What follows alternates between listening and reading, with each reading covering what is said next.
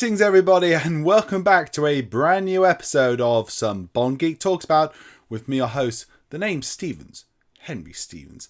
Everybody, how'd you do? Hope you're all well, hope you're enjoying a good Bond film, a good Bond book, a good James Bond video game, a good James Bond, whatever makes you part of this glorious fandom that is James Bond, everybody. Hello, lovely to see you, hope you've all been well.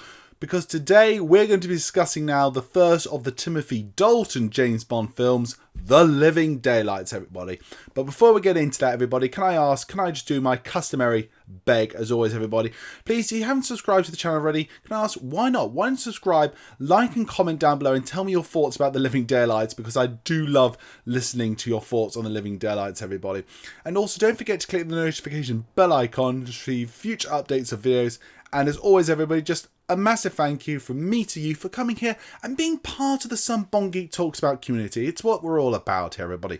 So, everybody, my thoughts, initial thoughts on The Living Daylights. Look, everybody, I'm going to be absolutely honest with you. I'm going to try and really make sure I be as objective as possibly I can with this film, because I think outside of that, this film for me would be an utter gush fest. I love The Living Daylights. It does have its problems, don't get me wrong, it does have its problems, but I absolutely adore Living Daylights. I think it's one of the best James Bond films there actually is out there, everybody. But let's go into more detail about this, because I've got to tell you a bit of my personal history about this film.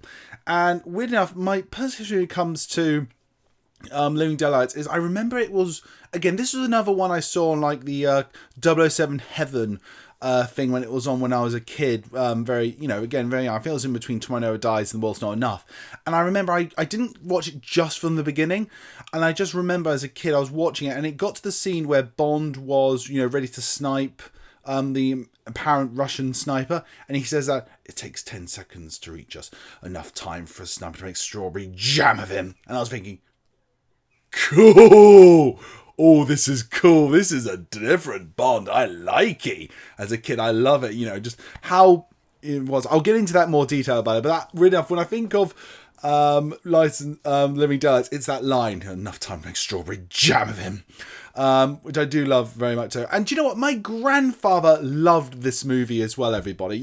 For those of you who are new to the channel, those of you who know the channel already, I grew up watching a lot of the James Bond films with my grandfather. He absolutely adored James Bond. And you know what? He really liked The Living Daylights, everybody. It was, outside of Sean Connery films, which were his thing, he did like a few originals, but he did love The Living Daylights with Timothy Dalton. He thought it was a really good Bond film, and we watched this film a lot. I think, again, because he knew this was one of my favourites, he really much wanted to watch this film with me a lot. And I remember happy memories watching this. And you know what? I also watched this a lot with my own family. Again, because this was one of my favourites, my mum used to watch it with me a few times. My dad used to watch it a couple of times with me as well. So I have really strong memories and happy memories about Living Daylights, everybody. This was one I think everyone generally sort of came round to watch as well, everybody. But that's obviously just, my personal history aside from James Bond and The Living Daylights. But there are some negatives in this film, and I feel it's one big one, one mini one. Now, I feel this should be addressed. Obviously, Bond in this film is basically partnering up with the Mujahideen to eliminate the Russians. At the time, we were in support of them, against the Russians, obviously. Nowadays, it's a bit of a different story. But you know what? I want to give credit to this film. They don't paint them as, just pure evil. It's more like we're very intelligent, sophisticated in ourselves. Look, I don't want to get political about this, but some people might find that a bit discouraging. Me, myself, it's a movie. It's not real. These aren't the real Mujahideen. Bond is not a real person. It can be whatever it wants to be in this movie. So just take that with a grain of salt. And, I to be honest, it doesn't take away from my love of the movie, as it, as I've explained many times. I just forget about it a bit after a while. But I think the big, massive, downer of this film, and very massive weak point, is its villains. How can I put, Koskov as a villain is very vanilla. He's not really that good or menacing or memorable. When I think of Koskov, I think of that lovely guy at the beginning of the film saying, "Bond, oh, you saved me. Champagne for Bollinger." Just that cool, slightly eccentric character at the beginning of the movie. He's like, that's the Koskov I liked. I liked him. He was nice. And then as a villain, it's like, okay, well, you're showing the villain, you're not really that interesting. And actually, I think weaker than Christatos, believe it or not. And, carrying on from that, you've also got Joe Baker, who would eventually play Wade in Brosnan's era as... obviously really evil Russian general Whitaker. Again, a bit of a Napoleon complex. I don't really think it's played that well, really much. And you know what? Bond and his confrontation at the end of the film is sort of like a bookend to The Living Daylights. It is a bit weak compared to the finale we just got in the desert. But it's still really good. It's still great memorable lines and a sort of tense sequence. But I think Joe Don Baker as Whitaker is not very good at all in this movie, or as the actor plays Koskov. They're just very weak. Necros, on the other hand, as a henchman, is particularly, I think, rather good. I think he's very interesting, very much of the 80s. Very, interesting ways of killing people, really methodic, really, really cool in that. But outside of those things, everybody, I think this film is amazing. We've got to start off with the tonal shift here, because obviously with a new Bond, we got a total shift. This was, promoted. This is Bond getting darker, more edgier, back to its roots a bit, less, just done for laughs. And my God, they show that in this movie a lot. If, just coming off View to a Kill and going straight into this, you notice the tonal change. And it's a tonal change I really welcome, because I slightly prefer, if you will, the Sean Connery, Daniel Craig, Timothy Dalton style, and to an extent a bit of Pierce Brosnan of the, it's even though it's a fantasy, it's quite a dark, serious fantasy. There can be real stakes, real danger, real consequence. And I feel the tone of Living Daylights is superb. I think it's more realistic, has a bit of its over-the-topness when it needs to, and I just generally like the tone of this film and where it's going and how lines are now given and how Bond behaves in this. But we'll go into that again a bit later. But for me, film was like, I enjoyed the comedy for now, but this film really brought it right back up to this is a serious spy thriller, which I really like. Last time I saw that was a bit in Four Eyes Only. So that was a really, really great thing for me as well. The action sequences as well in this film, oh my God, they're amazing. As I said, we talked quickly. I have to talk about the desert bit in there. The finale, obviously, with Bond in the desert and the big battle sequence, and then the fight on the plane at the end, or holding onto the net. Oh my God, it was incredible, wasn't it? Oh, it was nail biting, right? You had like the wind going up and down. And it's like, oh my God, they're gonna hit heads. And the fight sequences in this, it's just really fantastic. And the sections at the safe house, where Necros attacks was really great. There's that really brutal fight sequence in the kitchen, isn't there? I mean, that again adds to the tonal shift. This is something a bit different. But for me, the highlight action sequence of the movie, and again, some people might disagree and they might think the bit in Tangier is really great. For me, it's this bit, is the Aston Martin V8 Vantage car chase. Obviously, taken all the gadgets of the DB5 and given to modern day twist, instead of, the spikes that come out of the wheel, you got the laser beam, you got the rockets and all stuff like that. It's just fantastic. It's absolutely brilliant in this movie. I think if I had to pick a section of Living Daylights, well, two sections I would come to, is the beginning whole section, which is based on the actual book, Bond in Russia meant to kill the sniper, and the Aston Martin V8 Vantage chase sequence. They are superb, everybody. Terrific bits of cinema in there as well. And again, I've just talked a bit about the opening bit. The bit of The Living Daylights is based on the book. It's terrific. It's nail-biting. It's fantastic. It's mood-setting. It's wonderful. There's this great bit in the film, actually, where Bond really sort of shows he's really human again. He can make mistakes and fumble, where he's really starting to actually grow a friendship between Saunders and getting his eye off the ball of everything. Then Saunders gets killed, and he sees the Spearman on the balloon, and he just bangs it with rage and realises, I messed up, I took my eye off the ball again, and he's like beating himself up about it. Bond is very much human. And the other thing I'd say in this film actually is, he might not get down to it, but Bond actually gets a bit bruised in this film. He actually, it's not so easy for him in the fight sequences. Again, all this little stuff is adding to the tone of mise-en-scène, which really works for me in so well. And it shows off Dalton as one of the most amazing actors. I'm sorry, I'm going to get to him later, but I say all this stuff is just absolutely terrific, everybody. The pacing is great. But I think we'll finish off on the pros when it comes to this on this.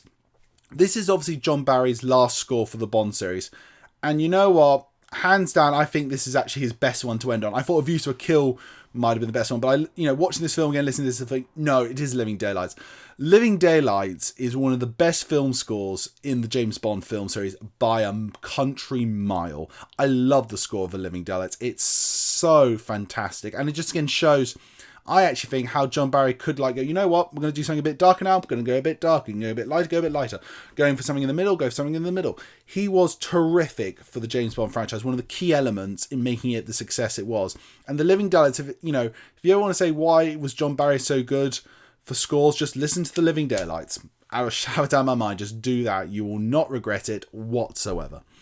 But let's go on to characters now in The Living Daylights, and we'll save Timothy Dalton again for last, if I may, because new Bond, want to give him a bit more time at the end. But you've got the main Bond girl, played by Maryam d'Abo, also known as the girl with the cello, Claire, my darling, Koskov's ex-girlfriend. She's terrific. Again, I will say this till I die. The Bond series does not have dumb, stupid bimbos for the most part in this series. They've got these strong, powerful women. And Maryam d'Abo's character is, again, another great example of this. Because even though she's not like a super spy or anything like that, and yes, she does make mistakes and fumble, but she's strong, she's a survivor, and she's using the best of her abilities in all of these situations while falling in love with 007. And the relationship they start building is great, because that's one of the things that made Bond keep his eye off the ball, to that earlier thing I said about Saunders' death.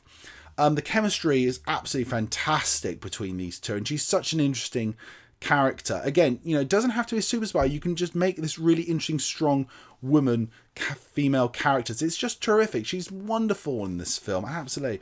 I've talked a lot about the villains in this, so I'll quickly go on to the MI6 regulars in this. You've got Robert Brown as M. Enough, I think, playing off a lot better against Timothy Dalton than he did with Roger Moore. I don't know why, but honestly, maybe Robert Brown's getting more comfortable in the role or something.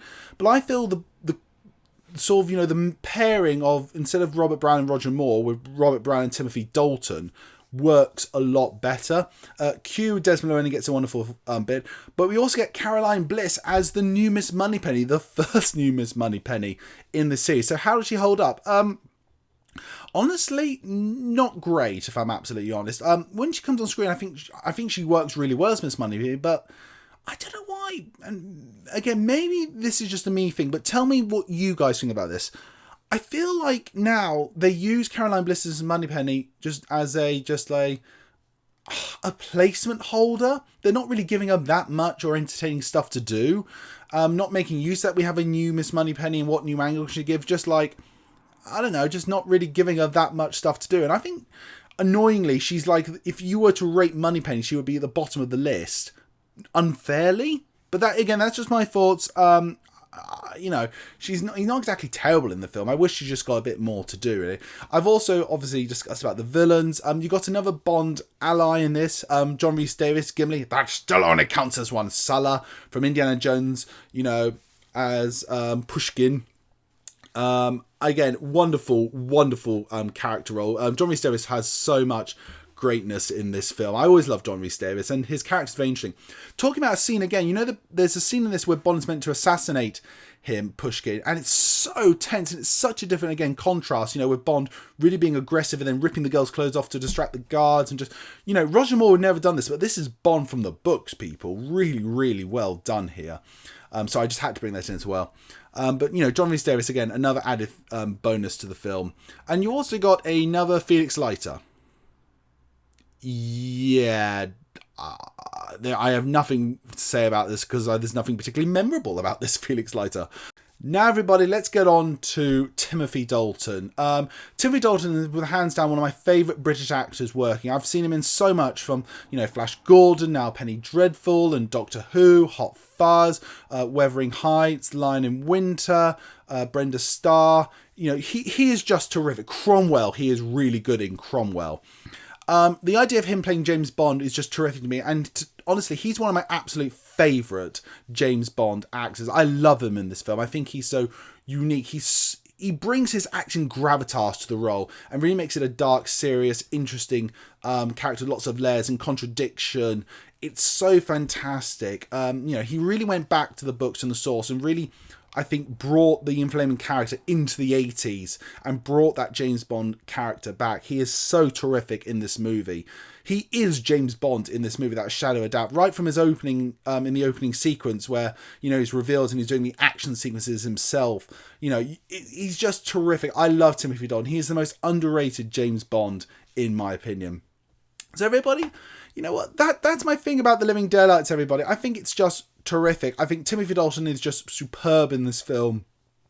The story and majority of the cast is great. The action is great. The story is terrific. The pacing is wonderful. The music is wonderful. This is just Bond, in my opinion, firing off all cylinders. Yes, I would have much rather had some better villains in this film, but, it's a small problem in this film. Normally it's a much bigger problem, but everything else is just so firing on cylinders, you can sort of forgive it a bit. There's some memorable stuff with Koskov in this. There's some memorable stuff with Whitaker in this film. But it's just not the. But the action sequences are great, and it's all there. I think this is one of the best James Bond films out there, definitely within the franchise. But I want to know, everybody, what's your opinion on this? Do you like it as much as me? Do you not like it? I want to know. Comment down below and tell me what you think. As always, everybody, my name's Timothy Stevens, and this has been some Bond Geek Talks About. Goodbye.